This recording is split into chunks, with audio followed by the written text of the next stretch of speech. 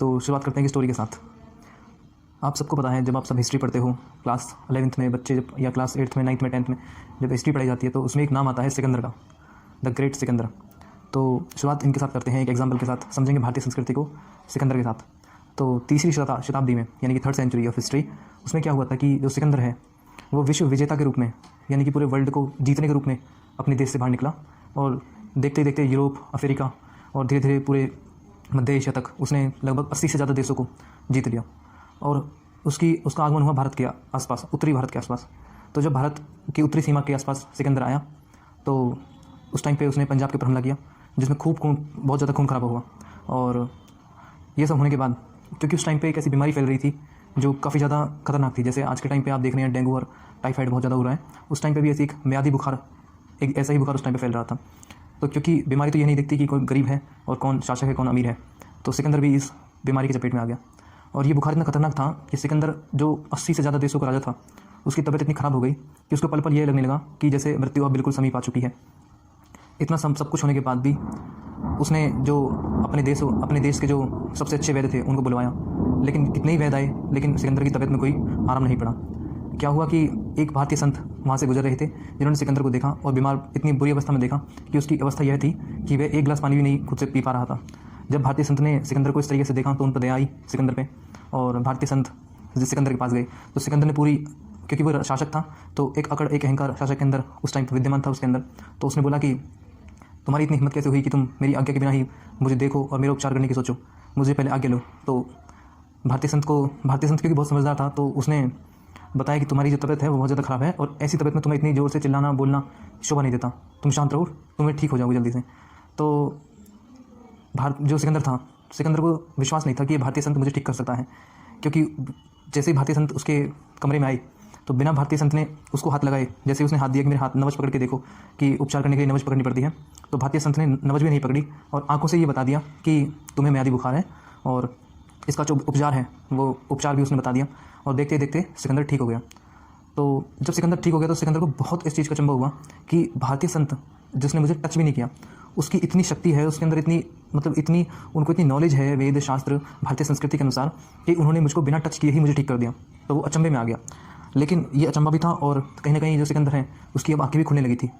तो वह पूछता है अपने, क्योंकि भारतीय संत ने उसको ठीक कर दिया था तो भारतीय संत से वह बहुत अच्छी मित्रता महसूस होने लगा। वो सोचने लगा कि भारतीय संत बहुत अच्छा इंसान है। तो उन संत जी से बोलता है कि संत जी, आप मुझे बात बताइए कि अगर आप मुझे म्यादी बुखार से ठीक ना करते तो क्या मैं मर जाता? तो संत जी क्योंकि ज्योतिषी थे, क्योंकि हमारे जो संत हैं वो सभी प्रकार का ज्ञान रखते हैं, ज्योतिषी का भी और वेद शास्त्र का भी, इसके साथ साथ जो चिकित्सक, जो आपका जो ट्रीटमेंट होता है एज ए डॉक्टर, वो भी जानकारी वो रखते थे। तो ज्योतिष के अनुसार उनको पता था कि इसकी जो मृत्यु है वो 32 वर्ष की मृत्यु, यानी ये व्यक्ति अल्प मृत्यु में मर जाएगा। तो लेकिन संत जी ने सिकंदर को नहीं बताया कि तेरी मृत्यु हो जाएगी और इस बात को टाल दिया। सिकंदर बार बार पूछता रहा कि बताइए क्या मेरी मृत्यु नज़दीक है, लेकिन संत जी ने उसे नहीं बताया। तो संत जी ने उससे पूछा कि तुम्हें मृत्यु की इतनी उत्सुकता क्यों है, क्या तुम मरना नहीं चाहते? तो उसने कहा कि नहीं, मैं कभी मरना नहीं चाहता, मैं कभी बूढ़ा नहीं होना चाहता, मैं नहीं चाहता कि जितनी सत्ता मैंने जीती है आज तक विश्व में ऐसा कोई शासक नहीं हुआ जिसने 80 से भी ज़्यादा देशों को एक साथ जीत लिया हो, मुझसे ज़्यादा शक्तिशाली इस विश्व में कोई नहीं। तो जब मैं इतना शक्तिशाली इंसान हूँ तो क्या मैं मरना डिजर्व करता हूँ? तो सिकंदर इस चीज़ को अपनी एक बिलीफ के रूप में देखता था कि मैं तो मर नहीं सकता और ना ही मैं बूढ़ा हो सकता हूँ, मैं तो हमेशा यंग और जवान रहूँगा। तो ऐसी भावनाएं देखकर संत जी ने थोड़ी मुस्कुराए और बोले कि ये धारणाएं एक पूर्व धारणाएं हैं, तुम्हारी अपनी धारणाएं हैं, आज तक इस विश्व में जिसने भी जन्म लिया है उसकी मृत्यु होती है। अब ये सुनकर तो सिकंदर गुस्सा आ गया। सिकंदर को थोड़ा सा ये लगा कि ये तो मेरी तो मृत्यु हो ही नहीं सकती, ये उसके मन में हमेशा से एक धारणा थी। तो बोलने लगा कि संत जी, आप मुझे कुछ ऐसा तरीका बताइए जिससे मैं अमर हो जाऊँ, कभी बूढ़ा ना हूँ, कभी बीमार ना हूँ, क्योंकि जिस बीमारी से मैं जूझ रहा था मैं नहीं चाहता कि ऐसी बीमारी मुझे फिर दोबारा से कभी हो। मैं बुढ़ापे में बीमार पड़ा रहा हूँ, इस प्रकार की बीमारी मेरे साथ हो।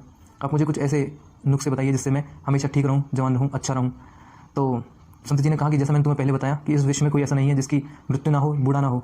इस विश्व में जो भी जन्म लेता है वह बूढ़ा भी होता है, मृत्यु भी होती है और बीमार भी पड़ता है। तो लेकिन फिर भी सिकंदर ने कहा कि नहीं, आप मुझे ऐसे तरीके बताओ जिससे मैं अमर हो जाऊँ।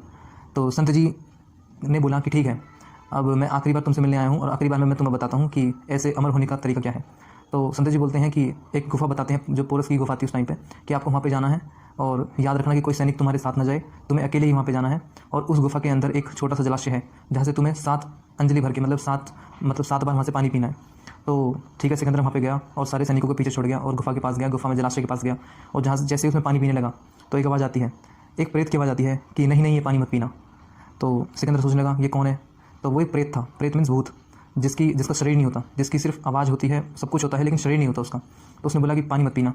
क्यों? तो उसने बोला कि मैंने ये पानी पिया था, मैं अमर हो गया, मेरा शरीर चला गया, सब कुछ चला गया, लेकिन मैं अमर हूँ और मैं यहाँ पे तड़प रहा हूँ बहुत समय से। इतना सुनने के बाद तो सिकंदर को लगा कि यार मृत्यु तो आनी ही चाहिए। उसको ये चीज़ रियलाइज़ हुई कि ऐसे प्रेत बन के हज़ारों साल तक तड़पने से तो अच्छा है कि एक दिन मृत्यु आ जाए। तो सिकंदर को ये बात समझ में आ गई। सिकंदर वापस आ गया, पानी नहीं पिया।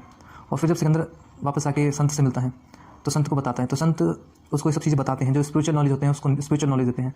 उसके बाद सिकंदर की जो मनोबुद्धि थी वो ऐसी हो गई कि वो जो शासक उसने जितने भी देश जीते थे उससे उसका मोह भाव बिल्कुल हट गया और वो स्पिरिचुअल बॉडी बन गया और बाद में आके वो महान सिकंदर बना। तो ये था कुछ सिकंदर के बारे में। तो एक जो हमारे विश्व में जो मोक्ष की जो प्राप्ति होती है, एक तरीके की जो स्पिरिचुअल बॉडीज़ हैं, जो स्पिरिचुअल पर्सन हैं, वो मोक्ष को समझते हैं। तो ऐसी नॉलेज उसको हो गई और फिर उसके बाद ग्रेट सिकंदर बना। बात करते हैं कि अब जैसे एक चीज़ मैं अब यहाँ पे ऐड ऑन करना चाहूँगा भारतीय संस्कृति सभ्यता के बारे में, कि 3वीं शताब्दी में ही ऐसे संत थे जो सिकंदर को महान बना गए। उससे पहले कितने संत थे और अभी भी कितने संत हैं। भारत के सिकंदर ने एक बात बोली थी कि मेरे राज्य में तो अरस्तु, क्योंकि वो अरस्तु का शिष्य था सिकंदर, तो मेरे राज्य में तो केवल अरस्तु ही एक दार्शनिक है, लेकिन भारतवर्ष में तो प्रत्येक व्यक्ति, प्रत्येक संत दार्शनिक है। यहाँ तो सब प्रेमी हैं, यहाँ तो सब दया के पात्र हैं, मतलब एक दूसरे पर सब दया करते हैं। और ये ऐसा स्वर्ग देश है जो मुझे 80 देशों से भी ज़्यादा प्यारा है और मेरा मन करता है कि मैं सारे विश्व को छोड़ के सिर्फ भारत की भूमि पर रहने लगूँ। ये सिकंदर ने बोली थी बात। तो अब आप समझ सकते हो कि भारतवर्ष की जो महिमा है वो कितनी ऊंची है। तो दोस्तों, जैसे जैसे पश्चिमीकरण बढ़ रहा है, वेस्टर्नाइजेशन हमारे देश में आ रहा है, उस हिसाब से चीज़ें बदल रही हैं। हम हैप्पी बर्थडे सेलिब्रेट कर रहे हैं, हम यज्ञ हवन जो हमारी स्पिरिचुअल जो प्रैक्टिसेस होती थी उनसे दूर हो रहे हैं और वेस्टर्नाइजेशन की तरफ ज़्यादा बढ़ रहे हैं। फ़ोन, गेम्स, सब चीज़ मैं समझता हूँ सब चीज़ अच्छी हैं। गांधी जी ने कहा है कि मैं अपने घर के दरवाजे और जो खिड़कियाँ हैं वो हमेशा खोल के रखना चाहता हूँ, लेकिन मैं ये नहीं चाहता कि मेरे घर की जो संस्कृति है वो बाहर जाए। मतलब कहने का तात्पर्य ये है गांधी जी का कि आप विश्व की जितनी भी, क्योंकि आपको पता ही है हमारे देश जो भारत है उसकी पॉलिसी रही है बचपन जो हमारे जो मतलब वैदिक काल से ही वसुधैव कुटुंबकम, meaning the whole world is like a family for India. मतलब इंडिया एक पूरे वर्ल्ड की फैमिली है। यहाँ पे कोई भी आके रह सकता है, कोई भी संस्कृति आ सकती है, कितने डाइवर्सिटी के लोग यहाँ पे आके रह सकते हैं और ये हो भी रहा है। तो यहाँ पे डाइवर्सिटी के लोग आके रहते हैं, डाइवर्सिटी ऑफ कल्चर आता है, वेस्टर्नाइजेशन का कल्चर आ रहा है, अरेबियन कल्चर आ रहा है इंडिया के अंदर, ये सब कल्चर आ रहे हैं। लेकिन इस कल्चर का मीनिंग ये नहीं है कि आप अपने इंडियन कल्चर को भूल जाओ। कहने का तात्पर्य बहुत साधारण सा है कि जो भारतीय जो पुस्तकें हैं, जो भारतीय स्पिरिचुअल बुक्स हैं, जो भारतीय चीज़ें हैं, जो ऐसी चीज़ें हैं जो देसी हैं, मैं हमेशा ये रिक्वेस्ट करता हूँ कि आप हमेशा उन चीज़ों के बारे में नॉलेज रखें, उनको प्रेफरेंस दें और आसपास में ऐसी नॉलेज को स्प्रेड करें जो इंडियन कल्चर, इंडियन हेरिटेज को हमेशा महान बनाए। तो thank you so much and have a nice day.